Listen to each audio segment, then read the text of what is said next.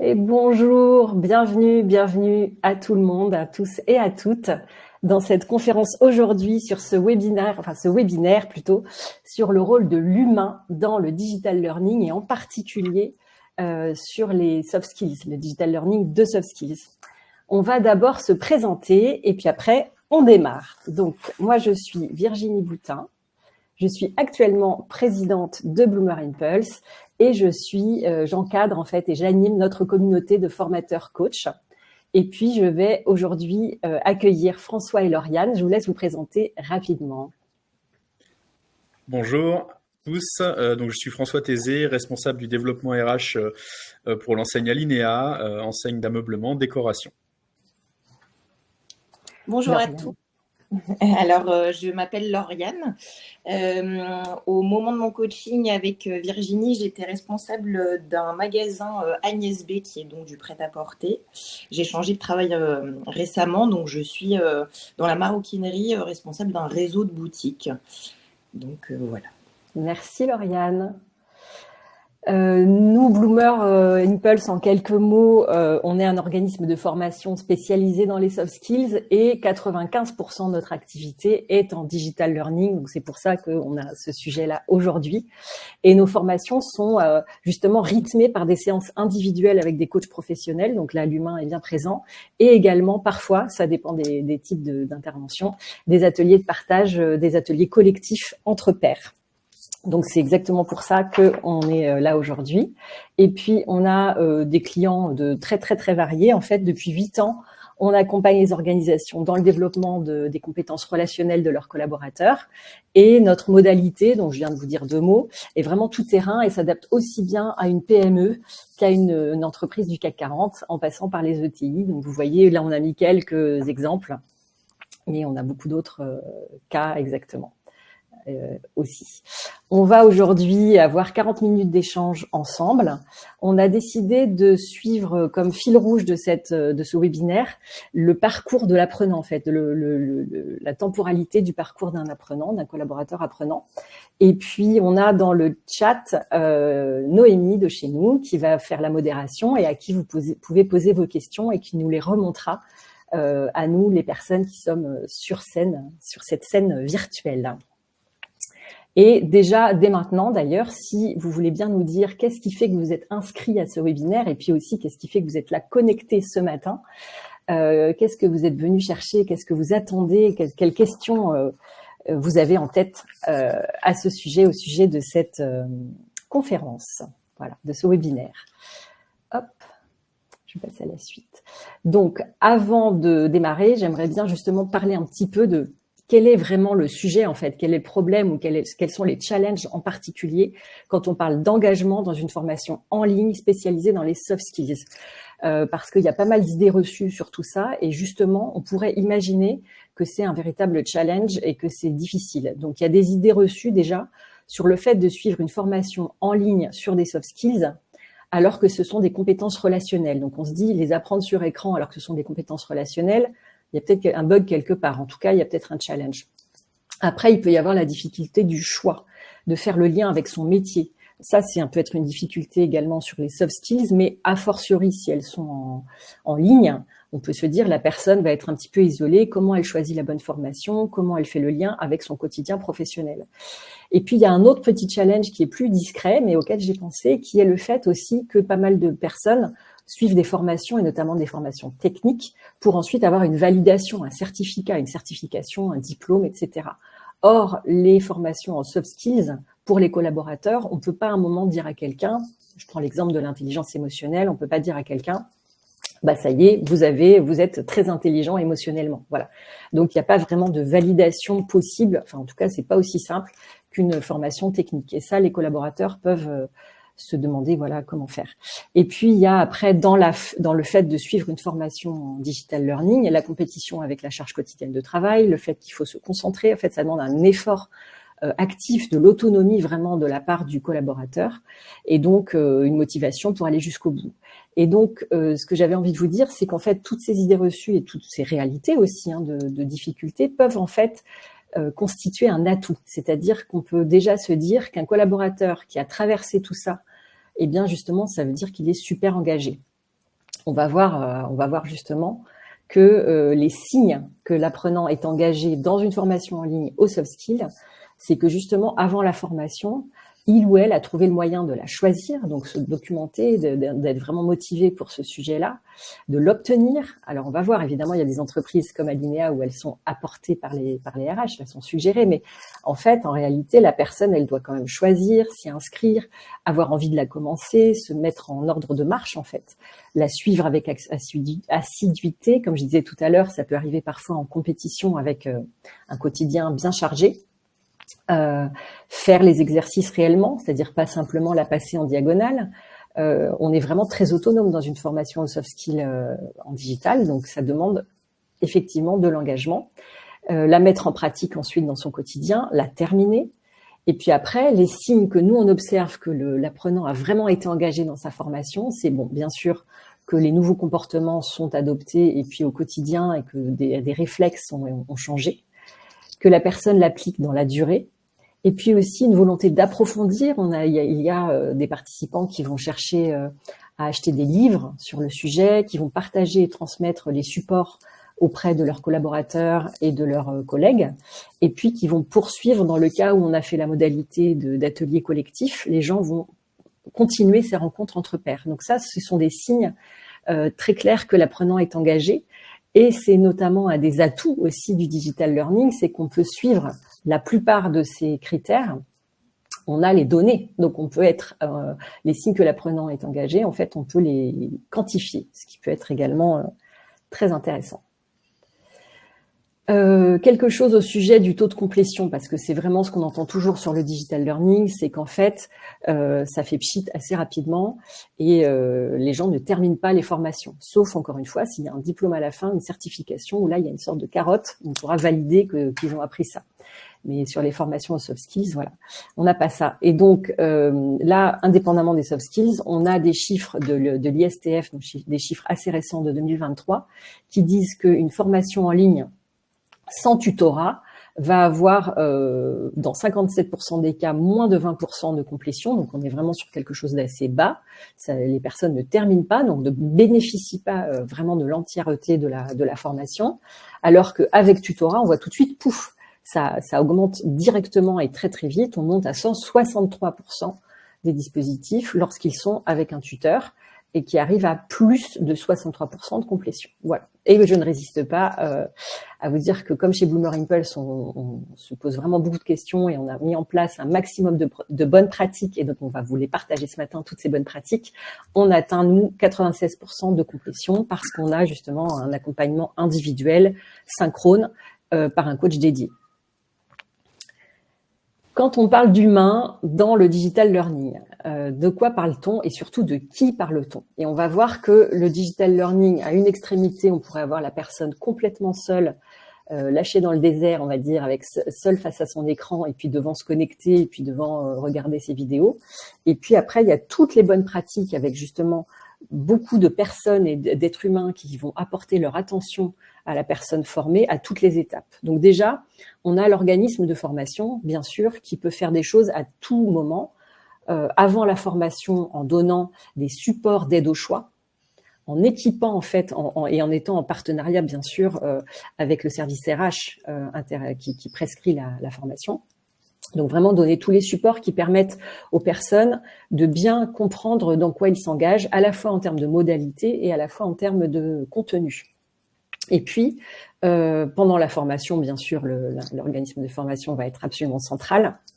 Et après la formation, une bonne pratique consiste également à donner justement tous les indicateurs qu'il y a eu de l'engagement, qu'il y a eu de l'impact, etc. Donc en fait, dans la mesure de l'impact, et également à continuer l'accompagnement. Une des bonnes pratiques, c'est de garder l'accompagnement après la fin de la formation pour prendre des nouvelles dans le quotidien de la personne, comment ça se passe, qu'est-ce que la personne a mis en place, etc. Côté entreprise, on va avoir différents types de personnes qui peuvent vraiment soutenir l'apprentissage digital learning de soft skills. Au tout démarrage, on voit qu'il y a une très bonne pratique qui est de faire témoigner des alumni, donc des personnes qui ont déjà fait cette formation ou qui ont déjà fait une formation sur ce format-là, de ce type-là, qui vont pouvoir dire que finalement ça se passe très très bien et que ce que ça leur a apporté. Donc ça, c'est très très puissant.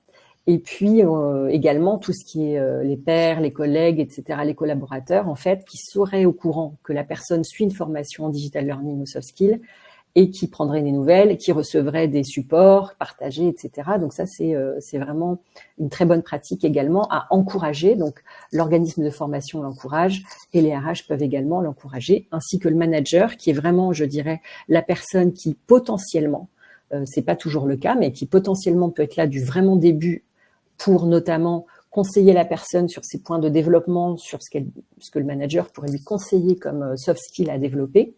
Et puis ses attendus également. Un manager peut demander certains comportements relationnels. Pendant la formation, faire des feedbacks, demander comment ça se passe, etc., etc. Voire même, j'ai des exemples en tête de managers formés et leur manager a bénéficié des bonnes pratiques et ils se sont partagés les supports et ça a apporté des bienfaits plus larges que le périmètre du manager accompagné. Et puis après, bien sûr, le manager qu'il fasse également des feedbacks sur ce qu'il a observé comme changement, sur ce qu'il apprécie, donner de la reconnaissance, etc. Donc là, on voit que l'humain est à toutes les étapes du parcours. Et puis, bien sûr, les RH, on va rentrer plus en détail avec vous, François, tout à l'heure, mais il y a vraiment une énorme importance de la présence humaine des RH avant la formation, comme dans la rampe de lancement, j'ai envie de dire. Et puis, peut-être parfois aussi après, pour mesurer les impacts, encore une fois, les études de satisfaction, etc., ou les échanges individuels que les RH peuvent avoir avec les personnes qui ont suivi une formation. Pour le collaborateur, en fait, de savoir que ces entretiens auront lieu va également nourrir la motivation et faire que la personne va aller jusqu'au bout de sa formation et vraiment en tenir compte. Voilà. Est-ce que par rapport à ça, vous avez des remarques, Lauriane et François? Après, je vous donnerai... Oui, en effet, moi je vais rebondir un petit peu sur la partie avant. Chez Agnès B, nous, on a eu du coup un choix de notre service RH de l'organisme qui était donc vous. En revanche, une totale liberté sur le choix des sujets d'apprentissage. Et pour mon cas, c'est quelque chose où vous, coach, avez été très aidant parce que le choix était tellement vaste et intéressant que selon mes problématiques, j'avais besoin aussi d'être un petit peu recadrée à ce moment-là et de parler de certains sujets. Et vous ayant aussi le contenu en tête, vous avez été aussi d'une aide dans l'étape du choix de quel sujet entamer. Merci Lauriane. Justement, on va zoomer sur cette phase précédant le lancement de la formation. On a avec nous aujourd'hui François Thésée qui a mis en place une démarche assez originale qui a obtenu un prix d'ailleurs, François, pour lancer des formations aux soft skills chez Alinéa. Je vous passe la parole. Comment ça s'est passé ? Merci Virginie. Oui, effectivement, merci déjà de me donner la possibilité de vous raconter à tous cette expérience chez Alinéa. En fait, on a voulu, pour rebondir sur le slide juste précédent, effectivement, on a bien conscience qu'il y a une pluralité d'acteurs qui sont nécessaires au développement de compétences. Donc, les RH, évidemment, en font partie. Ça semble assez évident. L'organisme de formation également. Les pairs, le manager. Et en fait, je voulais attirer votre attention sur le fait que le manager, on a généralement beaucoup d'attendus pour lui. On a une certaine... pression, entre guillemets, qui est mise souvent sur le développement de compétences des collaborateurs par le manager ou l'attention portée, etc. Et mon premier message, c'est de dire que en tant que responsable des développements RH, je suis évidemment d'accord avec ça et c'est absolument nécessaire d'impliquer les managers. Ceci étant dit, si on revient sur le parcours qui est celui qu'on a mis en place chez Alinéa, on a souhaité faire une démarche volontairement, et c'est en ça que c'est un petit peu nouveau, on a voulu faire une démarche un peu différente, c'est-à-dire c'est original. On peut peut-être passer sur le slide. Oui, on y va. Voilà. Merci. On a voulu faire une démarche justement un peu différente, c'est-à-dire qu'on a volontairement donné la main beaucoup plus à l'apprenant et en enlevant au maximum l'impact et l'input managérial. Donc, Ça, on n'a pas fait ça n'importe comment, justement, je vais vous en parler. Et en fait, ça correspondait à une corrélation avec une des valeurs d'Alinea qui ont été nouvellement construites et communiquées. Et donc, c'est pour ça qu'on a appelé le parcours tous acteurs de son leadership, puisque chez Alinea, on attend des collaborateurs qu'ils soient acteurs pour le changement. Et donc, acteur pour le changement, ça veut dire notamment au niveau humain, acteur pour son propre développement. C'est ça, je voulais rebondir là-dessus justement sur le fait qu'un des challenges du digital learning, c'est la grande autonomie qui est demandée à l'apprenant.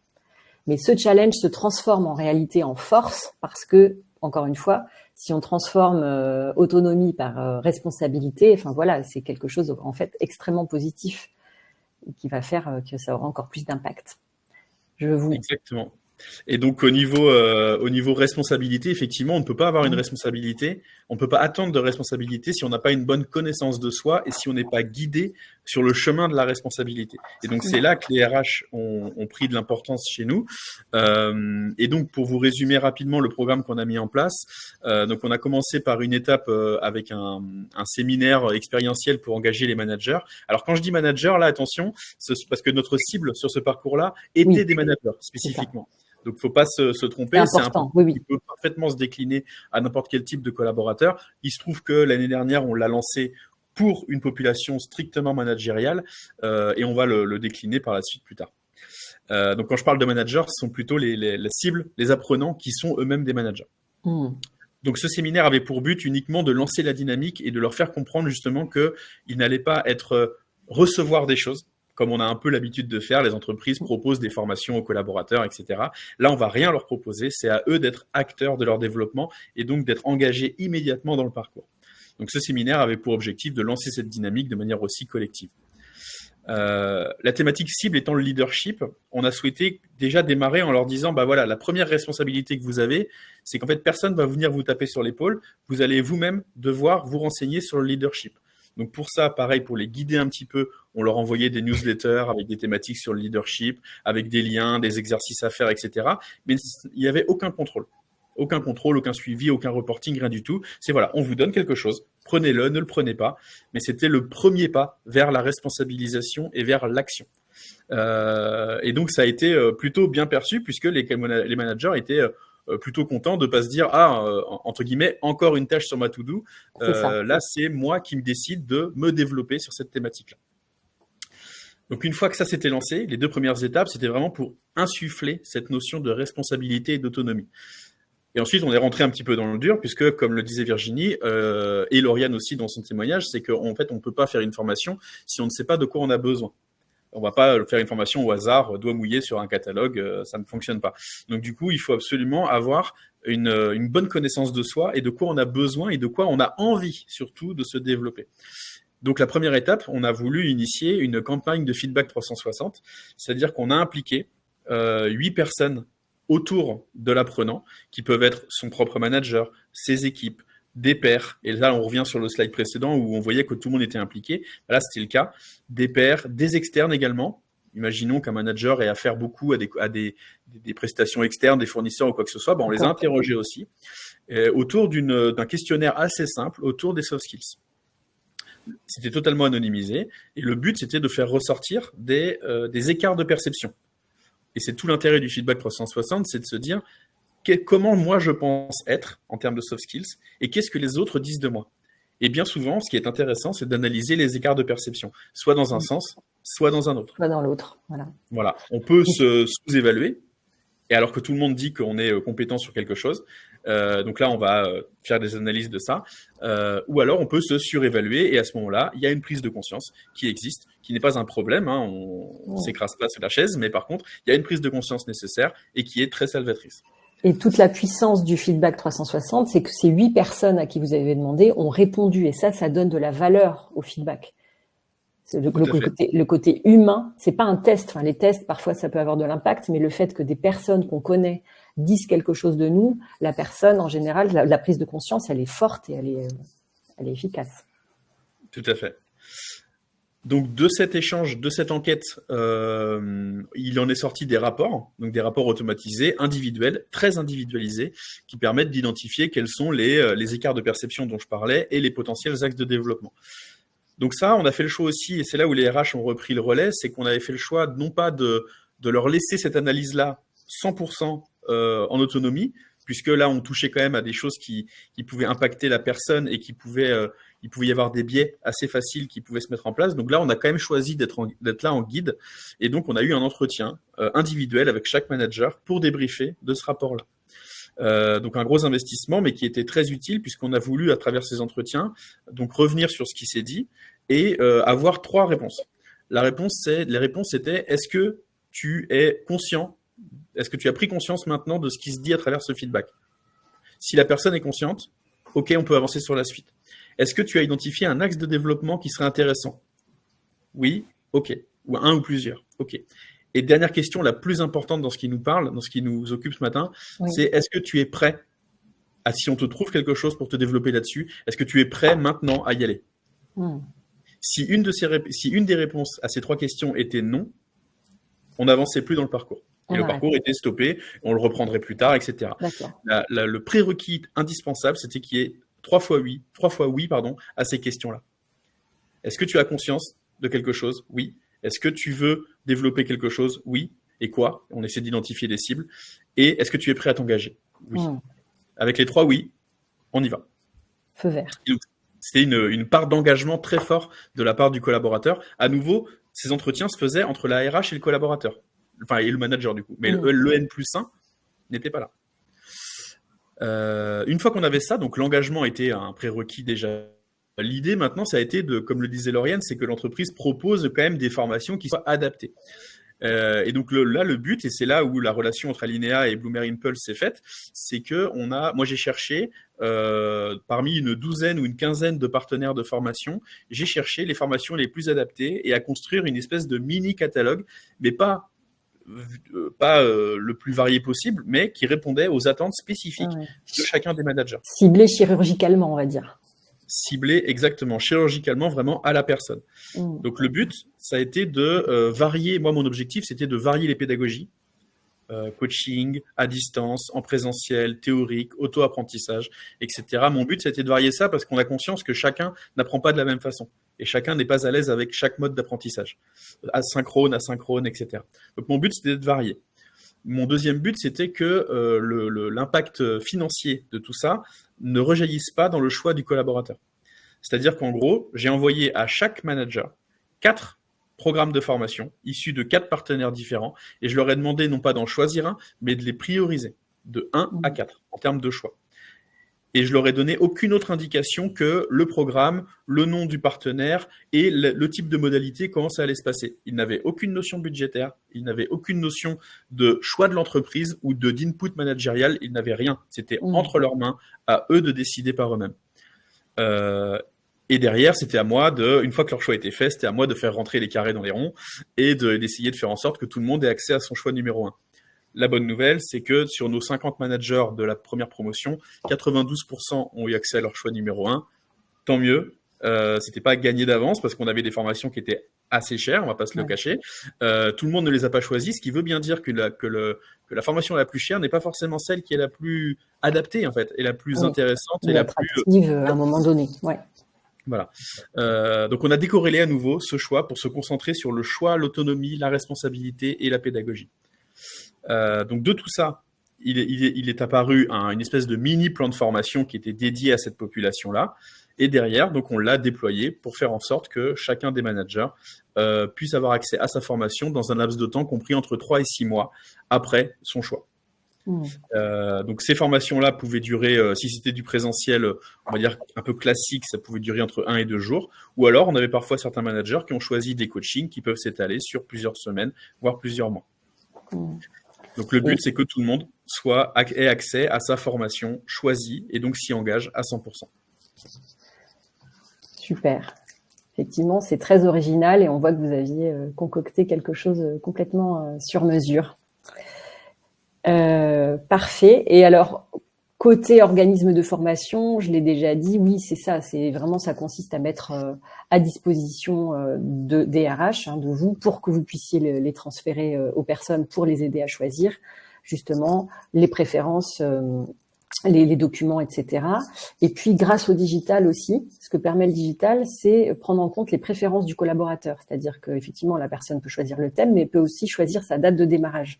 Le digital learning donne cette souplesse-là au collaborateur qui va apprendre.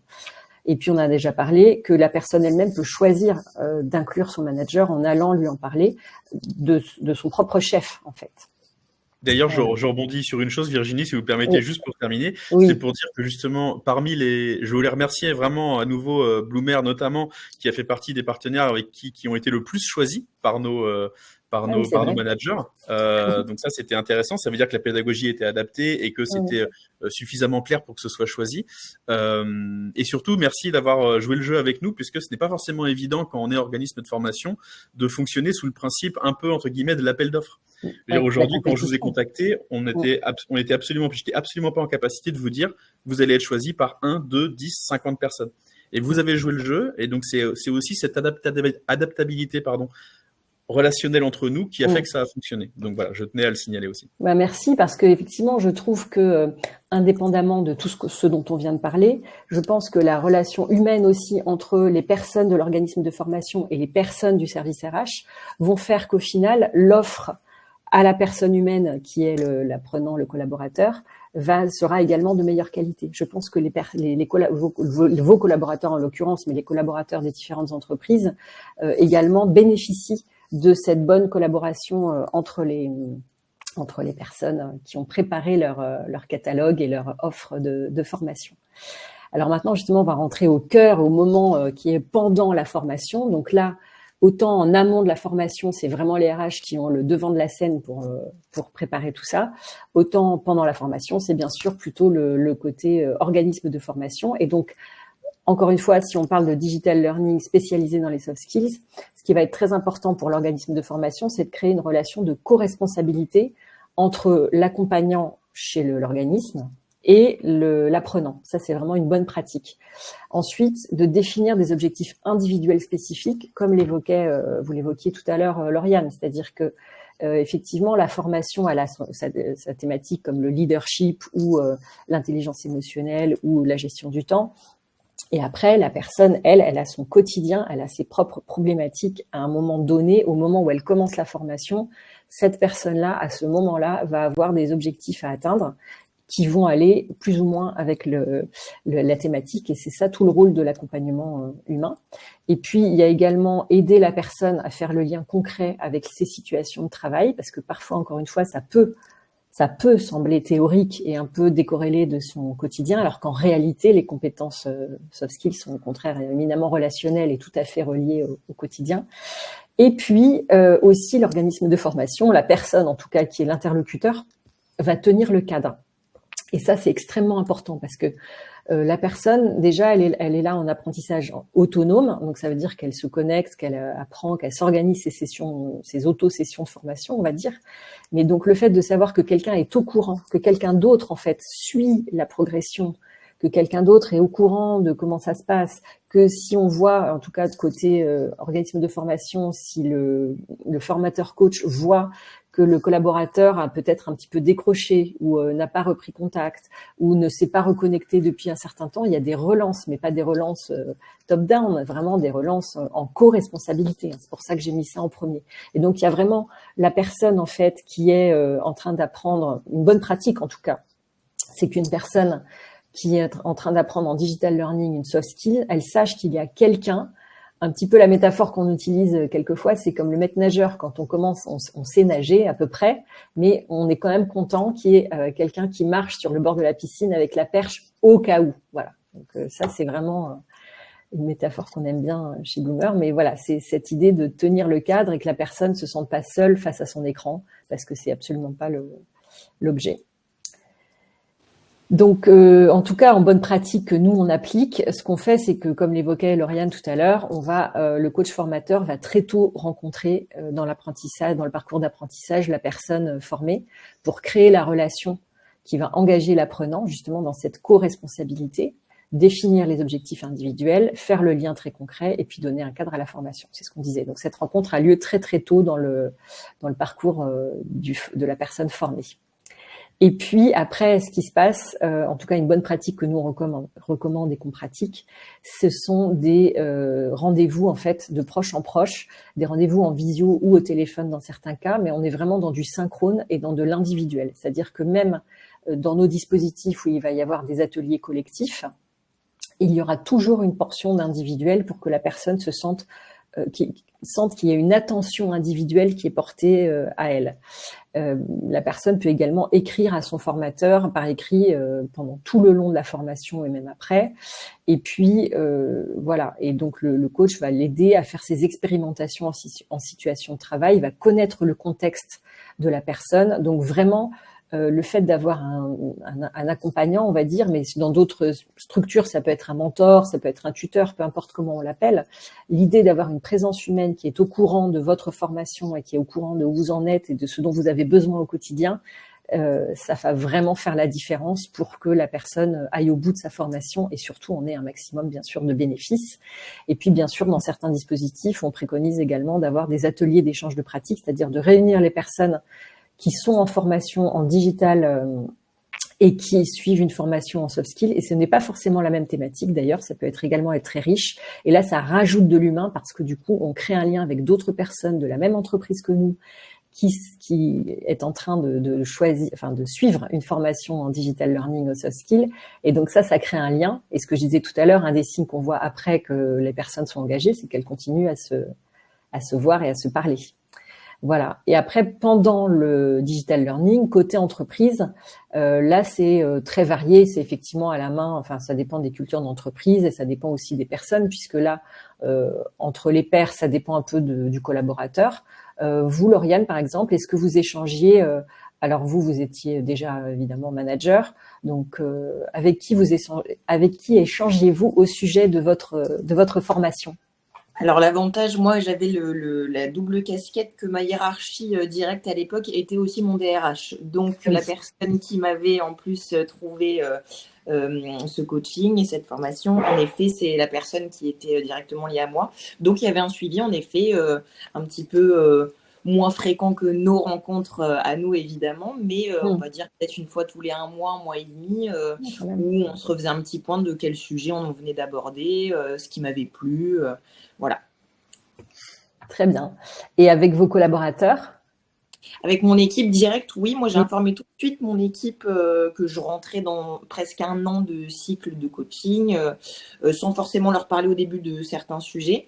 Par contre, c'était plus hebdomadaire où moi, je leur faisais signe de aujourd'hui, moi, j'ai cette problématique que je rencontre. Je suis aussi en train de vous former. Donc, je vais peut-être avoir besoin de partager un document avec vous, d'avoir un retour. Il y a eu aussi un petit peu comme François disait chez Alinéa, une espèce de feedback sur certains sujets qu'on avait abordés de personnes qui étaient mes collaborateurs, mes pairs, mon équipe, etc. Donc, ils ont participé à une certaine façon. Ils étaient complètement... j'étais dans la transparence avec eux sur les sujets que j'avais choisis, etc.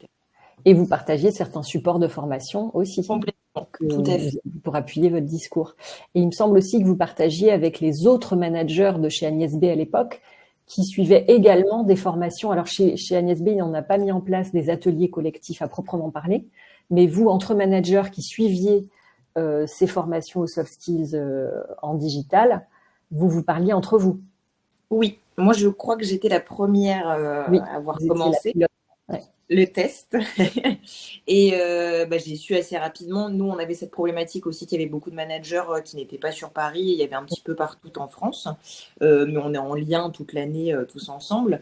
Donc, en effet, dès que j'ai su que certains commençaient leur formation, on a échangé sur quel sujet ils avaient choisi, pourquoi, comment ça se déroulait, leur ressenti, s'ils avaient pu mettre en place des choses et un peu échanger là-dessus. Donc, c'était aussi très intéressant d'avancer à un rythme différent. Nous, on observe que ça, c'est important, les échanges quand c'est le cas, quand les managers se connaissent, se fréquentent, parce qu'il y a des entreprises, voilà, comme vous disiez, où tout le monde ne se connaît pas forcément.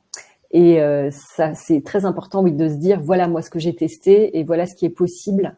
Parce que parfois, certaines personnes pensent que dans cette entreprise-là, ce n'est pas possible de tester tel comportement ou tel outil relationnel d'équipe.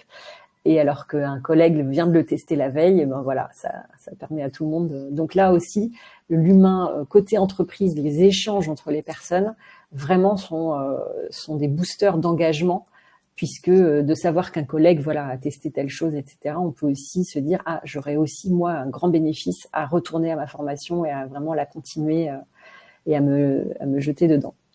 Donc ça, c'est très important. Et puis, on arrive maintenant à la fin du parcours qu'on a suivi là dans ce webinaire, donc sur après le digital learning. Donc là, également, c'est très important et c'est parfois là que finalement, il n'y a pas de suivi, alors que ça peut être vraiment, vraiment super important. Et ce qui est génial avec le digital learning, c'est comme je disais en intro, ça permet cela. Donc, entre pairs, côté entreprise, bien sûr, les personnes comme vous, Lauriane, peuvent continuer à échanger bien après la fin de la formation accompagnée sur ses effets, y faire référence, etc.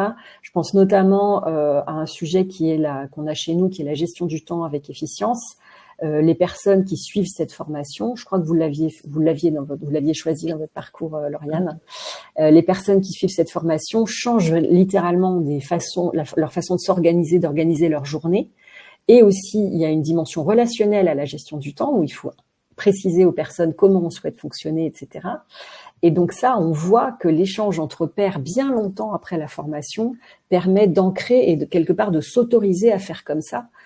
J'ai un exemple, mais tout simplement de s'autoriser à ne pas répondre aux sollicitations au fil de l'eau quand elles viennent toute la journée, mais de dire j'aurai ces heures-là ou ces jours-là, et puis merci de condenser vos questions à ces moments-là. Et donc certaines personnes ont du mal à s'autoriser à changer ce fonctionnement.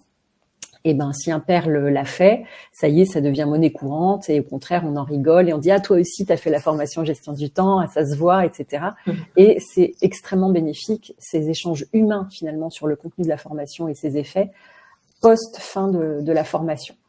Le manager, on a déjà parlé, de toute façon, son rôle de donner du feedback, de dire ce qu'il a observé, etc. Évidemment, après la formation, ça reste. Et puis, les RH qu'on observe, c'est récolter les retours sur la formation pour en mesurer l'impact, la satisfaction. Vous, Lauriane, post-formation, comment ça s'était passé chez Agnès B? Côté hiérarchie, forcément, il y avait eu un bon retour, ce qui avait permis en fait de continuer à faire les formations, les coachings, auprès d'autres managers. Oui. Donc ça a été vraiment le côté RH. Ensuite, me concernant, moi, ça a été vraiment un impact sur mon équipe directe, je pense. Ou mes clients aussi, parce que ça avait été un gros sujet à un moment donné entre nous sur la gestion de conflits ou ce genre de choses. Donc, il y a eu un retour où moi, j'ai vu mon équipe aussi évoluer dans le même sens que moi sur pas mal de sujets. Et moi, traiter en interne avec moi-même des sujets beaucoup plus facilement et rapidement et avec beaucoup plus d'efficacité. C'est ça. Parfait. Et vous, François, post-dispositif de formation, comment ça se passe chez Alinéa en termes de suivi? Alors on a fait quelque chose en 2 temps. Le premier temps, c'est quelque chose d'assez formel et d'assez classique, c'est-à-dire une enquête un peu de satisfaction de nos collaborateurs. À chaque fois qu'ils terminaient leur formation, on leur demandait voilà comment ça s'était passé, quel est leur lien, comment ils évaluaient le lien avec le partenaire de formation retenu, est-ce qu'ils avaient été surpris, pas surpris, etc. Enfin bref, tout un tas de questions comme ça, ce qui nous permettait nous d'évaluer si déjà notre relation avec nos partenaires, ce qui est important, d'évaluer aussi si les résultats, si le degré de satisfaction de s'engager dans un programme un peu innovant qui est très engageant était bon, pour pouvoir ensuite le décliner plus tard.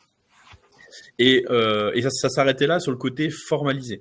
Après, sur le retour d'impact des compétences acquises, de l'amélioration soft skills, etc., ça, on ne formalisait pas, mais on restait à l'écoute, un peu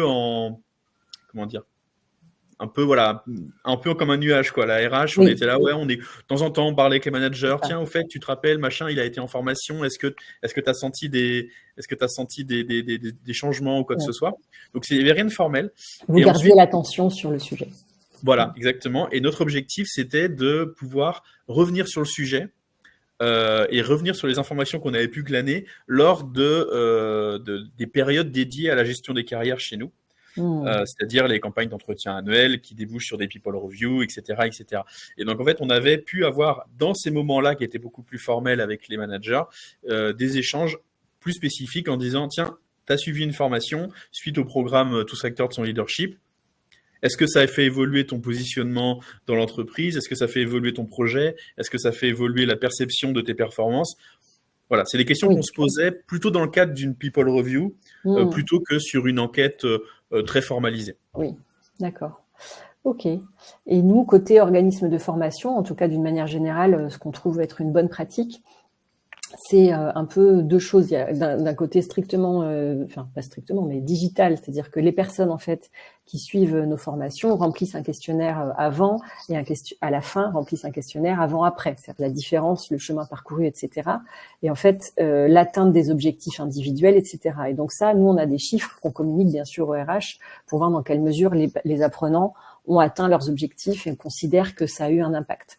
Après, il y a aussi une modalité où on injecte également encore de l'humain après la fin de la formation. Techniquement, la partie digitale de la formation est terminée. Et nous, ce qu'on recommande, en tout cas comme bonne pratique, et que nous pratiquons bien sûr chez Bloomer Impulse, c'est de continuer à prendre des nouvelles de la personne 1 mois, puis 2 mois après. Alors, ça continue pas pendant des années, mais et d'un point de vue aussi, quand on accompagne une cohorte de personnes sur un même sujet, comme récemment, là, on vient de faire une cohorte sur la gestion du temps, c'est pour ça que j'ai ce sujet en tête, eh bien, 4-5 mois après, on refait un atelier avec les personnes qui ont participé pour prendre de leurs nouvelles. Et donc, ça permet de garder la relation humaine dans la durée et ça permet aussi de garder l'engagement après, parce qu'en fait, les personnes font leur formation et on connaît le problème de la formation en général, là, c'est pas que digital, c'est de se dire le naturel revient au galop. Et donc, justement, de créer un pont vers le futur et de continuer à prendre des nouvelles, ça permet dans l'esprit de l'apprenant de se dire j'aurai des nouvelles à donner, donc je continue à me mobiliser sur mes transformations, ce que je souhaite changer. Et donc ça aussi, ça aide, ça nourrit l'engagement et ça nourrit l'impact. Et j'ai envie de dire, de rajouter que de savoir ça à l'avance, c'est-à-dire que la personne, quand elle commence son programme de formation, si elle sait qu'à la fin, il y aura un suivi, eh bien, ça aussi, ça sème la graine finalement d'un engagement dans la durée. Et ça veut dire que le changement aura lieu goutte à goutte, mais pendant longtemps, et donc vraiment pourra avoir un effet rémanent, on va dire. On arrive à la fin de cet échange. Et voilà, il nous reste quelques minutes pour d'éventuelles questions. J'ai l'impression qu'il n'y a pas eu tellement de questions. On a eu des bonjours sympathiques de participants. Je vois que quelqu'un demande le replay. Oui, bien sûr, vous l'aurez. Noémie, est-ce qu'on a des questions qui sont arrivées? Je crois que non, mais c'est toi qui es dans le... Non, il y a une personne qui est en train de taper quelque chose. Donc on peut voir si c'est une question. De toute façon, il reste vraiment 2 minutes. Donc, si c'est une question, il y aura le temps d'y répondre normalement. En tout cas, sachez que oui, il y aura un replay et les personnes qui étaient inscrites également recevront un lien vers un guide de bonnes pratiques RH pour l'engagement dans les formations digitales aux soft skills qu'on vous donnera comme cadeau dans un envoi de Parlons RH dans la journée. Voilà, donc on peut garder contact assez facilement suite à ce webinaire. J'ai l'impression qu'il n'y a pas vraiment de questions qui émergent. Voilà, on a Clija qui nous dit que c'était intéressant de voir les méthodes d'ancrage. En effet, c'est vrai que il y a vraiment la partie formation, digital learning à proprement parler, mais le lien humain qui persiste dans la durée ensuite est vraiment une bonne pratique que nous on recommande pour que les personnes voilà se sentent engagées dans la durée. Je ne sais pas si on a le temps, Virginie, mais je crois qu'il y a une question qui a été posée dans l'onglet questions. Concernant des plateformes d'adoption digitale et quid du micro-learning. Alors, peut-être question est trop vague, trop vaste pour être abordée en 1 minute, mais... Oui. Alors, les plateformes d'adoption digitale, j'avoue, je ne sais pas de quoi je ne sais pas ce que c'est.